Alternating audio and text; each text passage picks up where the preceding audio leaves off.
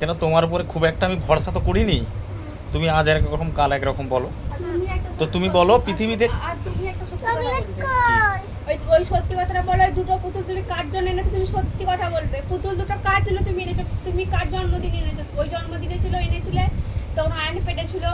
আজকেও আমার জন্মদিন, কাল রাত 12টার পর তুমি কার জন্য এনেছো পুতুল? ও আমাকে জিজ্ঞেস করছে ওই পুতুলগুলো আপু কার জন্য এনেছে। আমি তাহলে বলেছি পুতুলগুলো আনা আমার অন্যায় হয়ে গেছে, তাই তো? কার জন্য এনে তুমি বলতে হবে এখন। আমার নয় আনে। কার জন্য এনেছি পুতুলগুলো? আমার জন্য। তাহলে পৃথিবীতে তোমাকে কে বেশি ভালোবাসে? না, তুমি সত্যি কথা বলো। পুতুলগুলো কার জন্য এনেছো? দাদা আমার জন্য। না, তুমি সত্যি কথা বলবে কার জন্য এনেছো। না আমার তুমি জন্য। সত্যি কথা বলবে। না আমার জন্য। তোমার জন্য তো। তাহলে একটা মিষ্টি করে হামি দাও, ভালো করে হয়নি, ভালো করে দাও।